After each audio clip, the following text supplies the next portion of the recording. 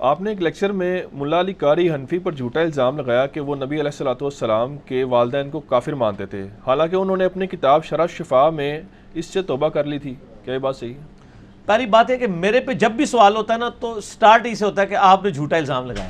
یہ جتنے جو یہ لوگ ہیں یہ کم از کم میرے ریفرنسز کھول کے تو پڑھیں نا. میں ایک بات کرتا ہوں، ریفرنس دیتا ہوں، اب تو ہم ایچ ڈی کیمرے میں بھی دکھانا شروع ہو گئے ہیں. دوسرے اپنے مولویوں سے صرف سن کے آ جاتے ہیں نا کہ یہ جھوٹ کہہ رہا ہے تو وہ مان لیتے ہیں. جو بابی ہیں، جو کتابی ہیں، وہ نہیں مانتے، وہ تو پھر گھاٹے فٹ ہوندے نا جا کے. تو میرے بھائی ملا علی قاری نے ایک پوری کتاب لکھی ہے، اس کتاب کا ٹاپک یہ ہے کہ یہ کتاب گفٹ ہے. یہ ٹاپک کا نام ہے عربی میں، اس کا اردو ترجمہ بتا رہا ہوں. یہ تحفہ ہے امام ابو حنیفہ رحمہ اللہ کے چاہنے والوں کے لیے کہ نبی علیہ السلام کے والدین حالت کفر میں دنیا سے گئے، نعوذ باللہ.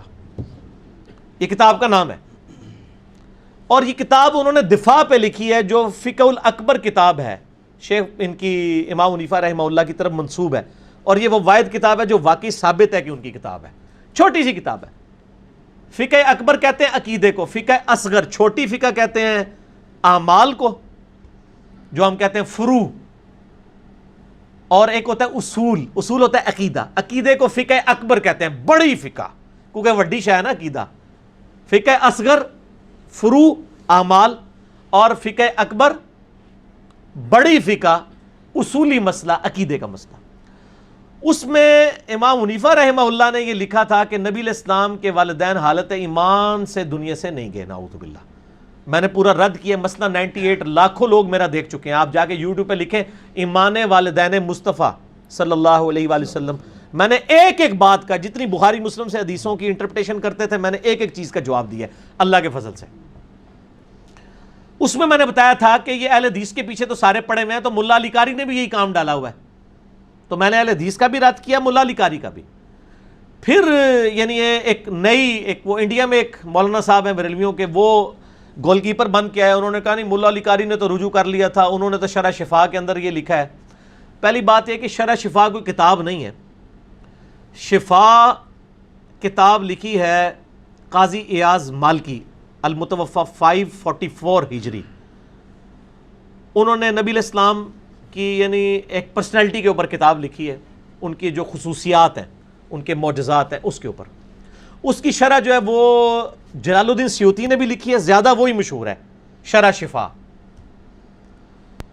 ملا علی قاری نے بھی لکھی ہے. اچھا میرے علم میں نہیں تھا، مجھے پچھلے دنوں ایک بھائی نے ای میل کی تو اس نے مجھے بتایا کہ اس طرح شرح شفا میں بھی یہ لکھا ہوا ہے، تو مجھے نہیں پتا تھا. میں نے کہا شرح شفا تو ملا علی قاری کی تو میرے علم میں نہیں ہے. ملا علی قاری 1014 ہجری میں 1014 ہجری میں فوت ہوئے ہیں، جنہوں نے مشکات کی شرح بھی لکھی ہے، مرقاہ. ملا علی قاری حنفی بہت بڑے ایک حنفی عالم دین ہے.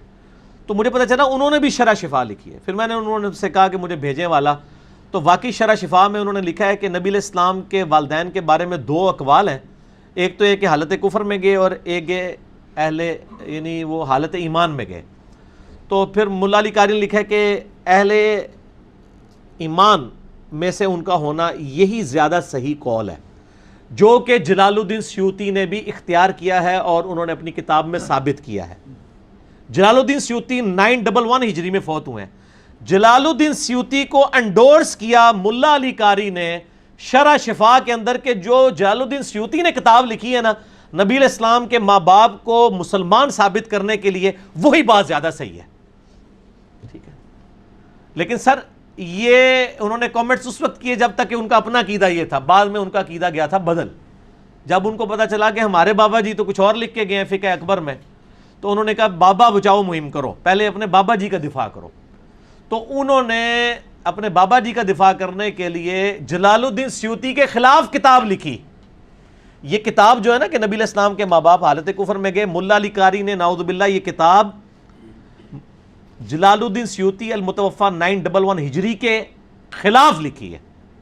تو جب کوئی شخص کسی کے خلاف کتاب لکھ رہا ہوتا ہے اور اس کی بات کو پہلے اس نے کہیں انڈورس کیا ہوتا ہے تو وہ منسوخ ہوتی ہے بات.